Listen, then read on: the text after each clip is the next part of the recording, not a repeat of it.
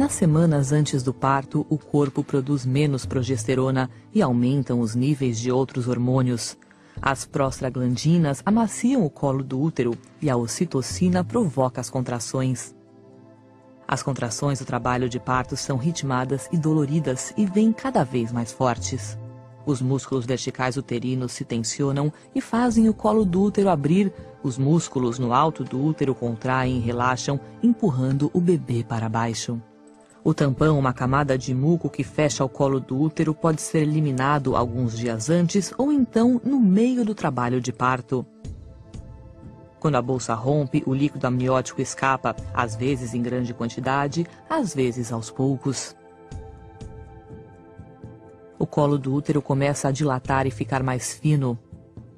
Quando a dilatação chega a 4 centímetros, começa a fase ativa do trabalho de parto, com contrações mais fortes e frequentes.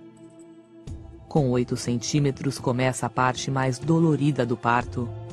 A dilatação é considerada total quando chega a 10 centímetros e pode surgir aí uma grande vontade de fazer força. Isso quer dizer que começou a fase expulsiva do parto.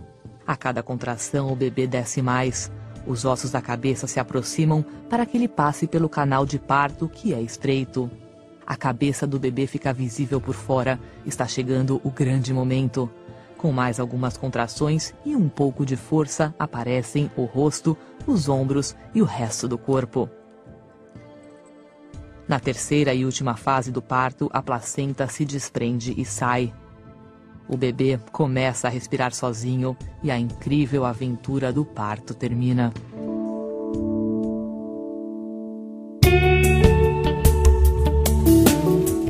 A cesariana, muitas vezes chamada de cesárea, é um procedimento cirúrgico no qual são feitas incisões no abdômen e no útero de uma mulher para dar à luz um bebê. Algumas cesarianas são planejadas. No entanto, a necessidade do processo geralmente se torna aparente após o início do trabalho de parto, quando as condições anormais que causam um parto natural não são seguras para a mãe ou o bebê. As indicações comuns para uma cesariana são distocia, placenta prévia e sofrimento fetal. Distocia, ou trabalho não progressivo e prolongado, pode ocorrer quando a cabeça do bebê não se encaixa no canal de parto ou o corpo está em uma posição desfavorável, como quando é perpendicular ao canal de parto ou nádegas, como é a posição pélvica. A placenta prévia ocorre quando a placenta que está em uma posição baixa obstrui parcialmente ou totalmente a abertura do colo do útero. O sofrimento fetal ocorre quando a saúde do bebê está em perigo iminente, geralmente devido ao fluxo insuficiente de sangue através da placenta ou do cordão umbilical.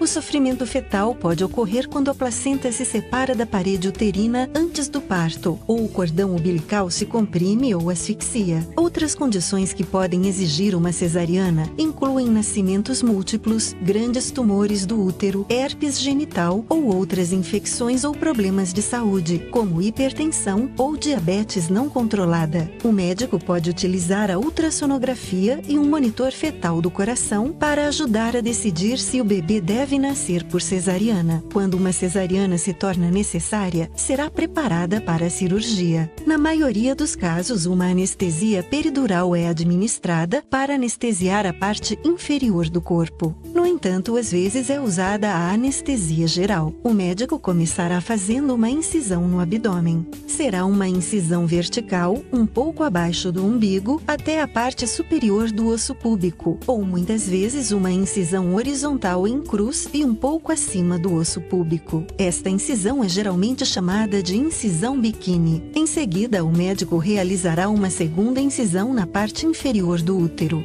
Após a abertura do útero, o médico rompe a bolsa amniótica se ainda estiver intacta e em seguida o bebê nasce. O tempo entre a incisão inicial abdominal e o nascimento é normalmente de 5 minutos. O médico então prende e corta o cordão umbilical Remove cuidadosamente a placenta e sutura, costura firmemente o útero e o abdômen. Isso normalmente leva cerca de 45 minutos. Normalmente, o período de internação após uma cesariana é de 3 a 5 dias. Durante esse tempo, você será incentivada a amamentar, tirar um cochilo quando o bebê dormir e levantar da cama com frequência. Embora a maioria das pacientes possa cuidar de seu bebê recém-nascido após o procedimento, a recuperação total pode levar de 6 a 8 semanas. A cicatriz ficará mais clara conforme for se regenerando.